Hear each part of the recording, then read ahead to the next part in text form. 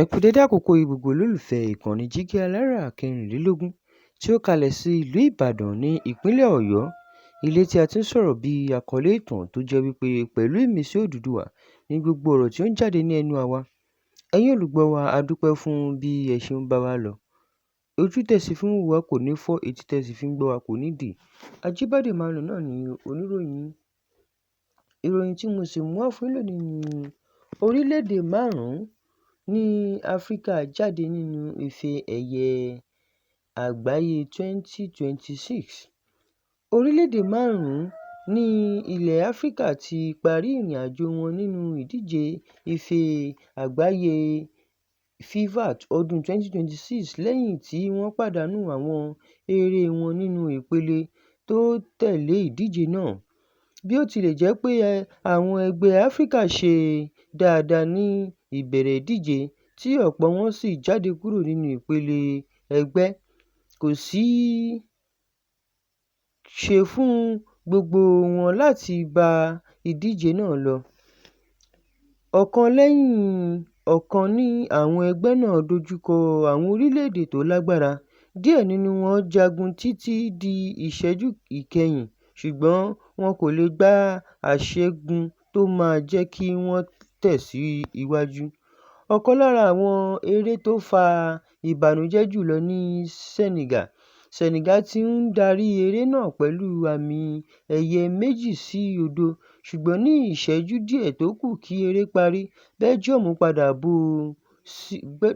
bọ́ sí eré náà, wọ́n sì ṣẹ́gun ní àfikún àkókò. Ọ̀pọ̀ olólùfẹ́ bọ́ọ̀lù sọ pé ìṣẹ̀lẹ̀ náà dùn wọ́n gan. Ní àfikún sí Senegal, àwọn orílẹ̀-èdè Áfíríkà míì tún parí ìrìn-àjò wọn lẹ́yìn tí wọ́n pàdánù eré wọn nínú ìpele yìí. Síbẹ̀, àwọn ẹgbẹ́ Áfíríkà kan ṣì wà nínú ìdíje náà bíi Morocco, Algeria, Ghana, Egypt àti Cape Verde. Wọ́n wà lára àwọn ẹgbẹ́ tó ṣì ní àǹfààní láti tẹ̀síwájú.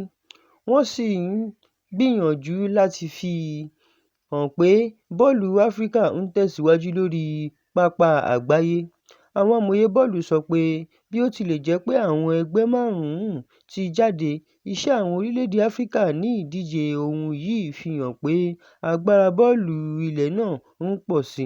Wọ́n ní ọ̀pọ̀ àwọn eré tí àwọn ẹgbẹ́ Áfíríkà ṣe kò rọrùn fún àwọn orílẹ̀-èdè tí wọ́n dojúkọ.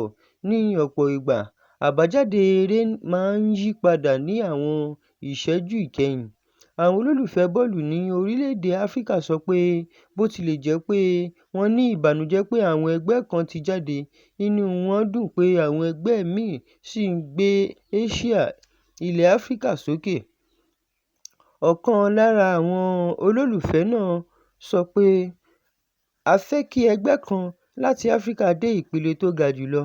Ohun tí àwọn ẹgbẹ́ wa ṣe ní ọdún yìí fi hàn pé a lè bá àwọn orílẹ̀-èdè tó lágbára díje. Àwọn olùkọ́ni àti àwọn agbẹnusọ ẹgbẹ́ bọ́ọ̀lù náà sọ pé àwọn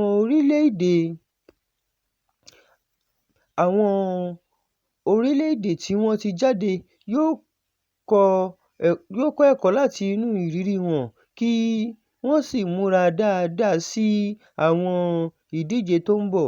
Wọ́n ní ìdíje ife àgbáyé kì í ṣe ibi tí a ti ń wòye àṣẹ́gun nìkan, ṣùgbọ́n ibi tí a ti ń rí ohun tí a lè tún ṣe dáadáa ní ọjọ́ iwájú.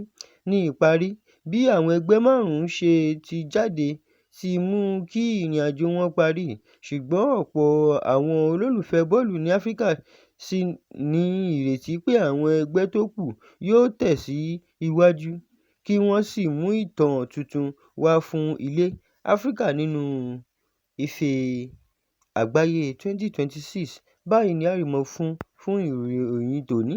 Ẹ ṣé, ó dàbọ̀.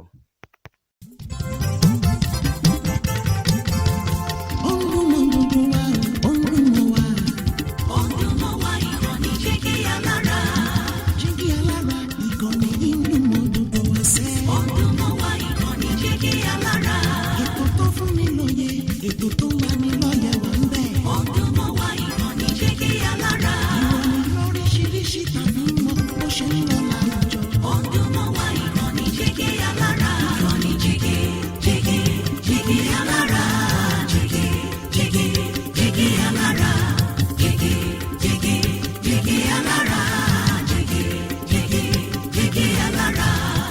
ìkànnì Jígí Alárààrẹ 24, bàbá gbogbo.